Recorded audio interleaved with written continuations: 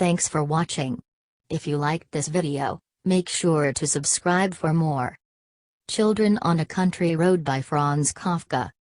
I heard the wagons rumbling past the garden fence, sometimes I even saw them through gently swaying gaps in the foliage.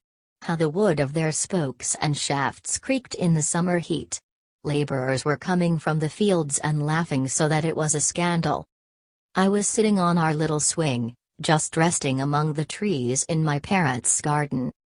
On the other side of the fence the traffic never stopped.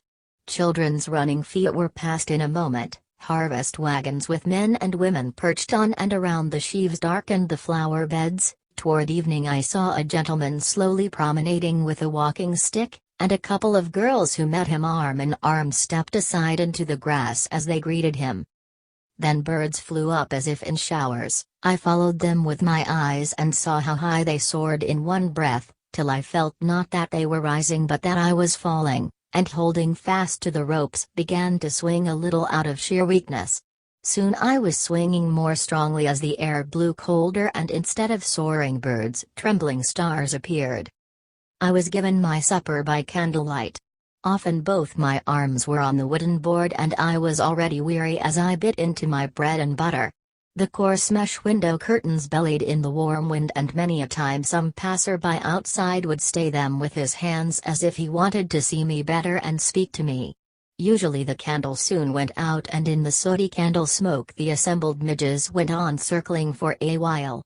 If anyone asked me a question from the window I would gaze at him as if at a distant mountain or into vacancy, nor did he particularly care whether he got an answer or not. But if one jumped over the window sill and announced that the others were already waiting, then I did get to my feet with a sigh. "What are you sighing for? What's wrong? Has something dreadful happened that can never be made good? Shan't we ever recover from it? Is everything lost?" Nothing was lost. We ran to the front of the house. "Thank God, here you are at last. You're always late. Why just me, especially you? Why don't you stay at home if you don't want to come? No quarter, no quarter? What kind of way is that to talk?" We ran our heads full tilt into the evening. There was no daytime and no nighttime. Now our waistcoat buttons would be clacking together like teeth. Again we would be keeping a steady distance from each other as we ran, breathing fire like wild beasts in the tropics. Like cuirassiers in old wars, stamping and springing high, we drove each other down the short alley and with this impetus in our legs a farther stretch along the main road. Stray figures went into the ditch, hardly had they vanished down the dusky escarpment when they were standing like newcomers on the field path above and looking down. "Come on down. Come on up first, so's you can push us down." "No thanks, we're not such fools." "You're afraid, you mean? Come on up, you cowards." "Afraid? Of the likes of you? You're going to push us down, are you? That's a good one." We made the attempt and were pushed head over heels into the grass of the roadside ditch, tumbling of our own free will. Everything was equably warm to us. We felt neither warmth nor chill in the grass, only one got tired. Turning on one's right side, with a hand under the ear, one could easily have fallen asleep there. But one wanted to get up again with chin uplifted, only to roll into a deeper ditch. Then with an arm thrust out crosswise and legs threshing to the side one thought to launch into the air again only to fall for certain into a still deeper ditch. And of this one never wanted to make an end. How one might stretch oneself out, especially in the knees, properly to sleep in the last ditch, was something scarcely thought of, and one simply lay on one's back, like an invalid, inclined to weep a little. One blinked as now and then a youngster with elbows pressed to his sides sprang over one's head with dark looming soles, in a leap from the escarpment to the roadway.